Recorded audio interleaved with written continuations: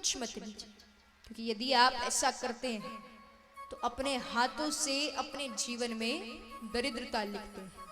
इसलिए कभी भी किसी के हिस्से का कुछ मत छीनिए। सुदामा जी ने ग्रहण किए हैं श्री कृष्ण के हिस्से के चने, तो दरिद्रता तो आएगी।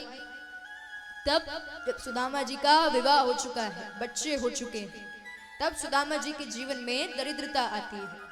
अब हाल ये है कि घर में कुछ नहीं है, बहुत परेशान है। तो आए दिन श्री कृष्ण के बारे में अपनी पत्नी को सुनाते रहते हैं कि हम गुरुकुल में ऐसे रहते थे, ऐसे मस्ती करते थे, साथ में शिक्षा ग्रहण करी है।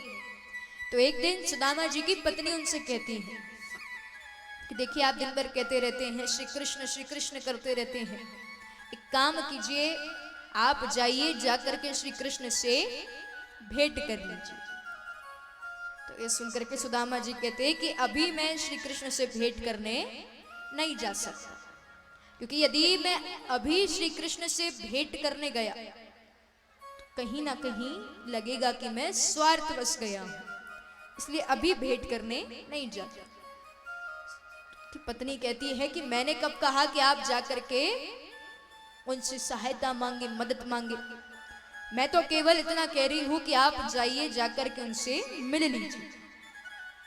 तो जैसे तैसे उनकी पत्नी ने सुदामा जी को मना लिया। महाराज सुदामा जी मान गए हैं। उनकी पत्नी कहती है कि खाली हाथ मत जाइए, अरे कुछ ना कुछ लेकर तो जाना पड़ेगा भेंट स्वरूप।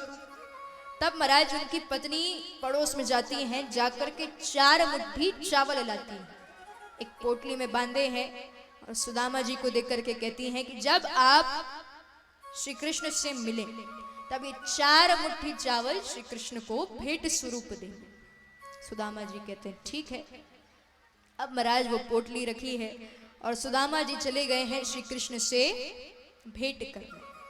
तो जब जा रहे हैं तो रास्ते में सोच रहे हैं कि पता नहीं मुझे श्री कृष्ण पहचानेंगे नहीं पहचानेंगे, इतने वर्ष हो गए नहीं मिले, तो पता नहीं कि मुझे श्री कृष्ण पहचान भी पाएंगे नहीं पहचान पाएंगे।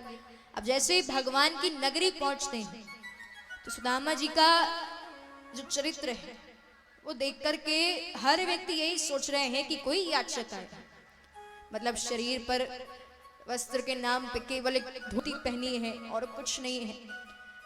तो सुदामा जी को देखकर सभी को लग रहा है कि मानो कोई याचक भगवान के द्वार पे आए। अब जैसे तैसे सुदामा जी श्री कृष्ण के महल के पास पहुंचे। तो जैसे महल के पास जाते हैं, अब महाराज द्वारपाल द्वार पर रोक रहे हैं। सुदामा जी से कहते हैं कि आप अंदर नहीं जा सकते। आइए देखते हैं अब सुदामा जी कैसे श्री कृष्ण को पुकार लगा रहे हैं।